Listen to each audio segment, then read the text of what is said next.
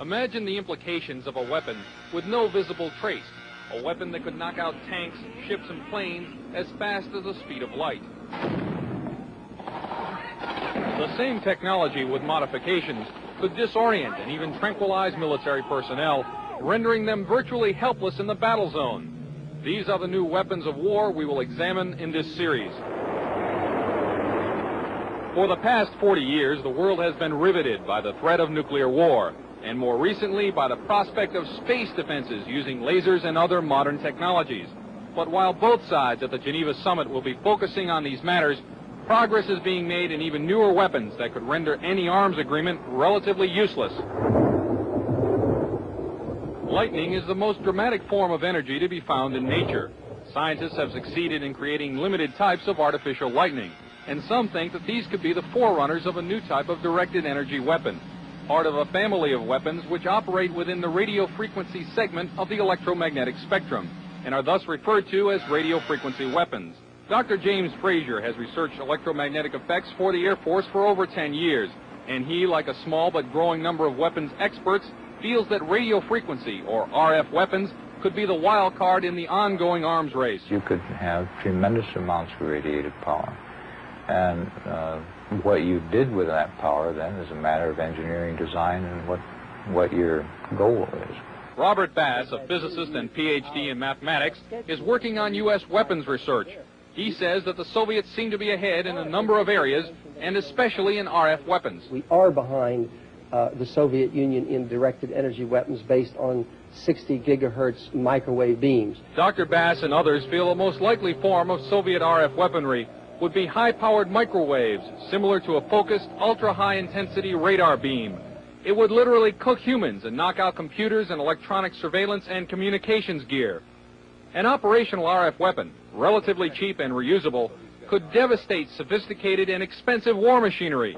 The $20 million F-16 fighter, for example, is totally controlled through electronic sensors and computers. With no manual flight controls, the plane would literally fall out of the sky after being hit with a high-intensity pulse of microwave radiation. Scientists say that microwaves and other types of RF pulses operating at specific frequencies or windows can be transmitted with little or no loss of power.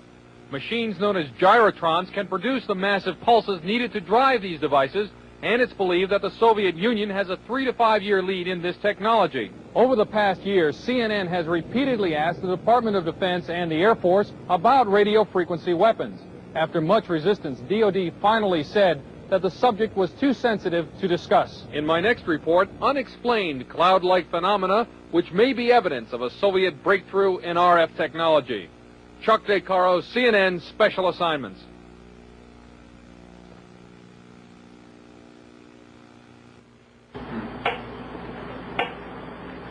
This is a Soviet LIDA machine. It transmits low-energy radio pulses between 0 and 100 cycles per second. In the Soviet Union, LIDAs have been used for years to tranquilize psychiatric patients without physical contact.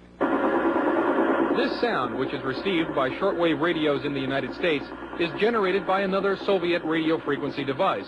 It is known as the woodpecker because of its tapping noise. It is broadcast by a number of high-powered radio transmitters operating deep in the Soviet Union since July 4th, 1976. Though the official Defense Department explanation of the woodpecker is that it is an over-the-horizon radar designed to track U.S. missile launches, some scientists suspect that the woodpecker is designed to interfere with human brain function. As far as I'm concerned, the potential that this has for producing a direct psychoactive effect upon the total American population is there, has never been disproven. Dr. Robert Becker is a pioneer in the field of bioeffects of electromagnetism. The signal range within which the woodpecker operates is that which has been reported by many investigators to produce a tranquilizing effect upon animals. We are just incredibly sensitive to these magnetic stimuli. Dr. Bob Beck, a PhD in nuclear engineering, has done extensive research into electromagnetic effects on humans. The signal was permeating power grids in the United States. It was being picked up by power lines, re-radiated. It was coming into the homes on the light circuits. I was surprised after coming here that the influence of electromagnetic fields was almost completely ignored here. Dr. Larissa Valenskaya was heavily involved in Soviet electromagnetic research before being allowed to emigrate to the United States.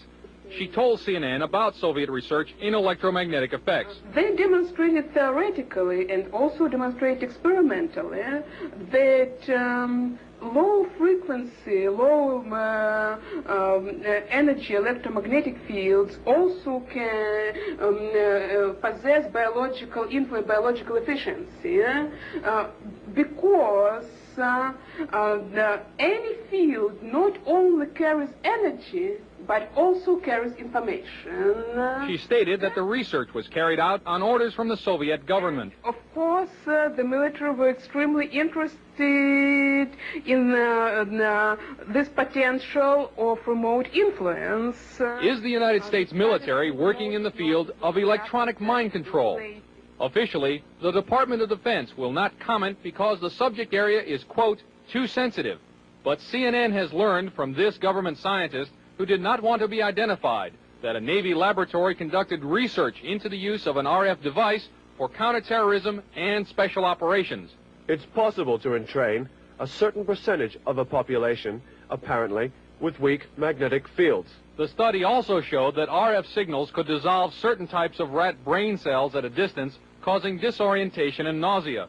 According to the scientist, even though the program was successful, the government never followed up on it. Dr. James Frazier did electromagnetic research for the U.S. Air Force for many years.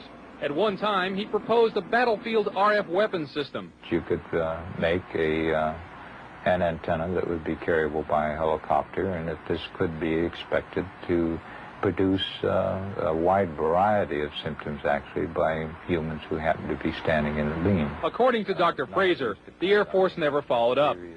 At Lawrence Livermore Laboratory, another RF weapons concept is nicknamed the brain bomb. According to the book Star Warriors, the brain bomb would focus a nuclear blast into a huge pulse of low-frequency RF energy that would stun huge numbers of troops. Apparently, it too has not yet been funded. The Department of Defense will not comment about Soviet RF weapons, or if American RF weapons development is going forward.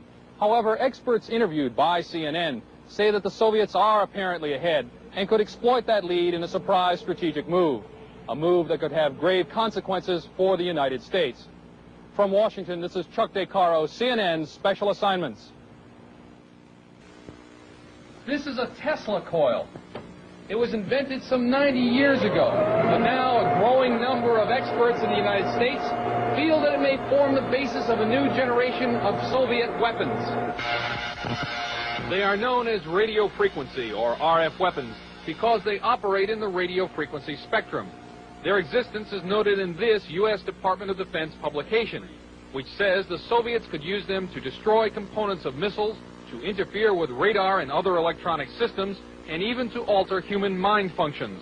The concept of RF weaponry was predicted at the turn of the century by Nikola Tesla, an American who had emigrated from Yugoslavia.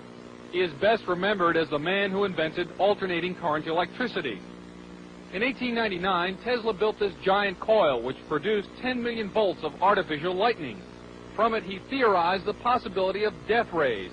This and many other of his ideas about the physics of electricity were ridiculed by the scientific establishment. Pure science is not a sure thing. You can't predict what's going to work out and what's not going to work out. Robert Golka, a research scientist, built a replica of the Tesla coil about 80 years later. Golka was trying to produce a phenomenon known as ball lightning. He also used the Tesla coil to conduct testing for the U.S. Air Force. What I was doing was setting in maybe 5-foot-long models of advanced fighter aircraft, and we would want to try to find out which part of the airplane was more vulnerable to lightning strikes, whether it was a wingtip or the canard where the pilot sat. These experiments could also demonstrate the effect of the electromagnetic pulse of a nuclear blast, and Golka says the effect of RF weapons as well. Golka thinks that Tesla's theory that electromagnetic power could be transmitted through the Earth and its atmosphere without wires is a key element in the Soviet Union's work on RF weapons. Tesla's novel weapons theories were generally ignored in the United States. Nikola Tesla died in 1943, and after the Second World War, all his papers and effects were shipped to his native Yugoslavia, where they were enshrined in a museum. Some say that that museum proved to be a gold mine for Soviet weapons scientists. We haven't even formally, so far as I know, to ourselves admitted that these weapons exist in the hands of the Soviet Union. Weapons analyst Tom Bearden, a retired U.S. Army lieutenant colonel, is among a small group of scientists and engineers who believe that the Soviets have perfected Tesla's ideas and are developing radio frequency weapons on a scale unimagined in this country. There have been a series of tests of these kinds of weapons, apparently, for a number of years. For example, airliners from Iran, before the fall of the Shah, saw deep within the Soviet Union very large, glowing spherical balls of light, which started out small and then expanded to very large size, which are apparently these kinds of weapons for use in an anti-ballistic missile defense role. Bearden believes that these satellite photographs are of mysterious non-nuclear explosions near an uninhabited island in the East Siberian Sea, and that they are discharges from an RF weapon that uses intersecting energy beams called scalars. In doing so, you can create, for example, either an electromagnetic explosion at a distance, or you can create an electromagnetic implosion at a distance, the extraction of energy from a distant point. This would look like a cold explosion, so to speak.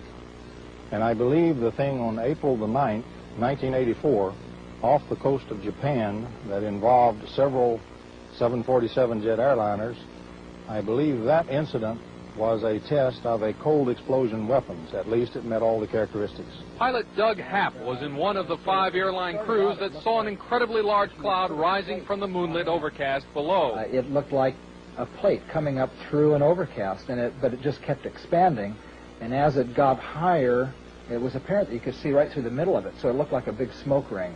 At the time that we first noticed this cloud, we weren't sure what to do, and we took no evasive action because we didn't know which way to go. And I think eventually we either ran through it or it completely engulfed us. Happ says when his flight reached Anchorage, Alaska, it was checked for radioactive contamination. None was found. Dr. James Frazier has done extensive research in electromagnetic effects for the U.S. Air Force. It could be due to a strong electromagnetic beam, but we don't know that. They can also be caused by chance terminal gradients. We've had for several years studies of clear air turbulence, for instance, which have produced this kind of a disruption.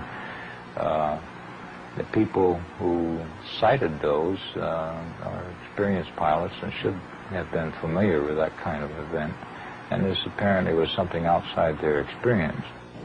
There have been a number of times when Soviet technological surprise has upset the strategic balance. In 1948, the Soviets detonated an A-bomb years before it was thought possible.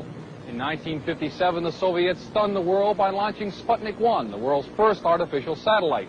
And in 1976, the Soviets were discovered to have been embarked upon a program to build particle beam weapons, a discovery which led 5 years later to America's Star Wars program.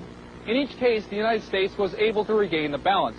But this time, with radio frequency weapons, some scientists feel that the Soviet lead may be permanent. In my next report, how radio frequency devices can be used as weapons against the human mind.